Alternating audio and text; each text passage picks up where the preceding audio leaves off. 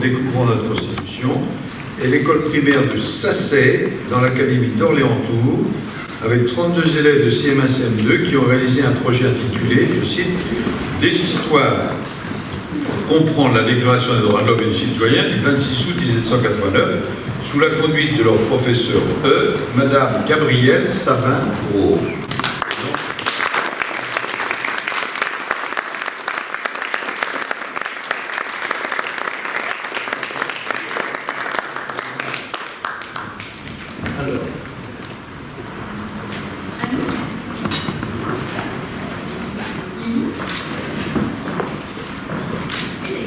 Article 1er.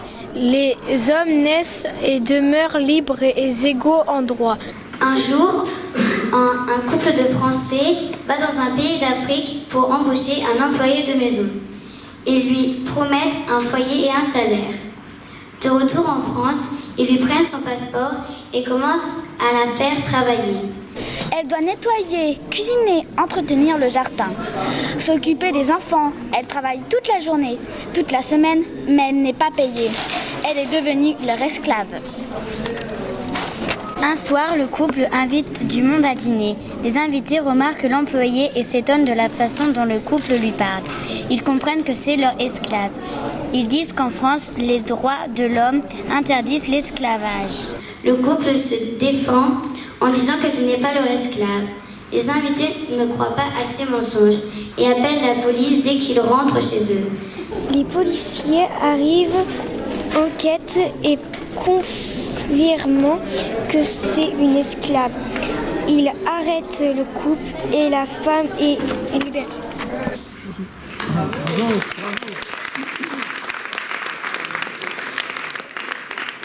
Qui a eu l'idée de raconter des histoires sur chaque article? En fait, c'est la maîtresse et tout le monde qui avons décidé, toute la classe qui avons décidé de faire des histoires. Donc d'abord, on a lu tous les articles. La maîtresse nous a expliqué ce que voulaient dire les articles. Après, chaque personne a choisi l'article qu'il préférait. Donc nous avons formé des groupes. Et à partir de ces groupes, nous avons mis en scène une histoire pour après faire un livre qui sera imprimé à la fin de l'année. Et aussi, si on est là, c'est grâce à la classe, donc on aimerait les remercier tous. Parce qu'on a pris les articles les plus faciles, parce que les autres, on comprenait pas trop, du coup on les a laissés de côté, on a pris ceux qu'on connaissait bien. Est-ce qu'il y a un article, toi, que tu as préféré? L'article 1. Ah, c'est l'article 1. Pourquoi tu as préféré l'article 1? Je le trouvais bien et important. C'est que on peut naître quand on veut et égaux, c'est qu'on est pareil que les autres. On est tous pareils, il n'y a pas de différents ni de différence. C'est les droits de l'homme. Oui, parce que C'est important. C'est important déjà, on a fait ça pour que les gens connaissent les droits de l'homme. Parce que s'il y en a des fois qui ne connaissent pas les droits de l'homme, il faudrait vraiment qu'ils sachent que ça existe, les règles que ça consiste, la loi et tout ça. Avant de faire ce concours, est-ce que vous connaissiez ces articles? Non, on ne connaissait pas. On l'a appris quand on a décidé de faire le concours.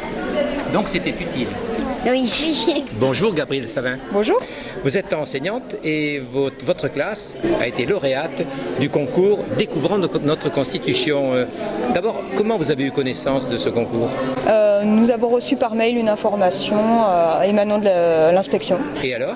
C'est la première fois que j'ai été interpellée comme ça par un concours. C'est la première fois qu'on participe dans notre classe à ce genre de concours.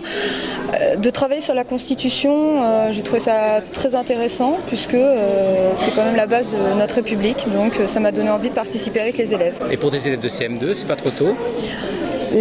Alors, j'ai étudié les textes qui étaient proposés, le préambule de la Constitution. Au début, il y avait des choses intéressantes, mais je trouvais ça un petit peu compliqué. En regardant la Déclaration des droits de l'homme, j'ai toujours aimé ce texte et ça m'a donné envie de travailler avec eux. Et on On a travaillé justement sur les différents articles. Alors certains articles sont compliqués, même pour moi ils sont encore compliqués, donc pour eux évidemment, mais il y a des articles tels que l'article 1er qui est tout à fait abordable pour eux et justement de leur faire comprendre que c'est ce qui définit leur pays. Je pense que c'est ce qui a été fondateur de leur travail, de se dire vous pouvez être fiers d'être français parce que ce texte-là, ça vous définit vous et votre pays. Alors inventer une histoire ou bien trouver une histoire qui en fait permet d'expliquer, d'expliciter, de mieux comprendre chacun des articles.